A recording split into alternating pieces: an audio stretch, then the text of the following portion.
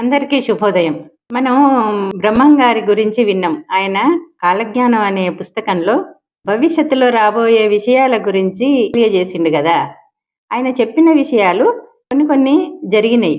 ఇంకా భవిష్యత్తులో మరి ఇంకా అతను చెప్పిన విషయాలు జరుగుతాయా? లేదా తెలియదు. ఇప్పటివరకైతే ఆయన చెప్పిన విషయాలు కొన్ని జరిగినాయి. జరిగిన విషయాలని ఏంటియో చూద్దాము. తర్వాత జరగబోయే విషయాలు ఏంటియో కూడా చూద్దాం. ముందు జరిగిన విషయాలు చూద్దాం. వావి వరుసలు మర్చిపోతారట.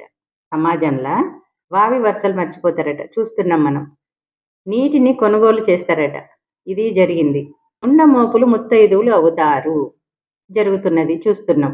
భారతదేశాన్ని విదేశీయులు ఏలుతారు. బ్రిటిష్ వాళ్ళు ఏలిండ్రు. ఎన్నో వందల సంవత్సరాలు ఏలిండ్రు. ఉత్తములైన వారు అల్పులకు దాసీతనము చేస్తారు. అంతే కదా, అది కూడా మన సమాజంలో కనిపిస్తూ ఉన్నది.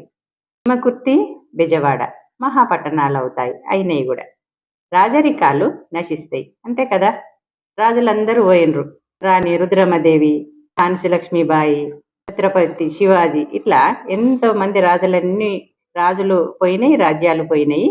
ఇప్పుడు ప్రజలే రాజులైతారు. అంటే ప్రజాస్వామ్య ప్రభుత్వాలు వచ్చినాయి. ప్రజలు ఎన్నుకున్న వాళ్ళే మన దేశాన్ని పాలిస్తున్నారు. ముఖ్యమంత్రులు, ప్రధానమంత్రులు మొదలైన వాళ్ళు. ఇట్లా ఉత్తర దేశాన మహాత్ముడు జన్మించి సత్యం అహింసలను బోధిస్తాడు.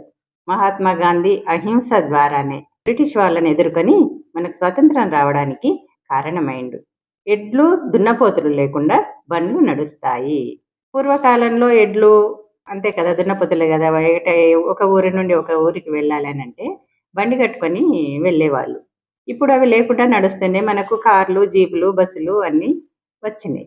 ఇది కూడా జరిగింది.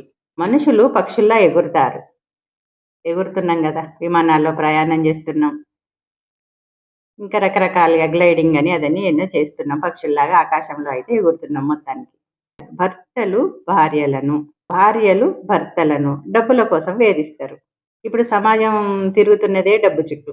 నీటితో దీపాలు వెలుగుతున్నాయి. కరెంటు లైట్ వేసుకుంటున్నాం. ఇప్పుడు నూనె పెట్టి దీపాలు ఏమన్నా వెలిగిస్తున్నామా చెప్పండి? కిరోసిన్ లేదు, ఏ నూనె లేదు, కరెంటు దీపాలే. జరగబోయే విషయాలు చూద్దాం. మరి ఇవన్నీ ఆయన చెప్పినవి అయితే కొన్ని జరిగినాయి. మరి ఇంకా జరగబోయే విషయాలు కూడా తెలుసుకుందాం. ఒకవేళ జరుగుతాయేమో. తిరుపతి వెళ్ళే అన్ని దారులు మోసుకుపోతాయట. యాగంటి బసవన్న రంకె వేస్తాడట. మధుర మీనాక్షి జనాలతో మాట్లాడుతుందట. కృష్ణా నది మధ్యలో బంగారు రథం బయటపడుతుందట.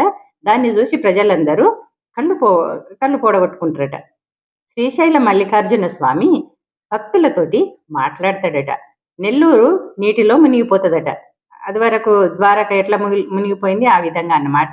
అర్ధరాత్రి సూర్యోదయం అవుతుందట. బెంగళూరులోని వైశ్యకులంలో శ్రీ మహాలక్ష్మి జన్మిస్తుందట. మల్లికార్జునుడు శ్రీశైలాన్ని వదిలి వింధ్య పర్వతానికి వెళ్ళిపోతాడట. శ్రీ వెంకటేశ్వర స్వామి సంపదను 6 దొంగలు దోచుకుంటారట. బనగానపల్లిలో చింత చెట్టుకు జాజిపూలు పూస్తాయట. ఇవి జరుగుతాయట. బ్రహ్మంగారు చెప్పిన విషయాలు ఇవి. చూద్దాం మరి ఏమంటారు.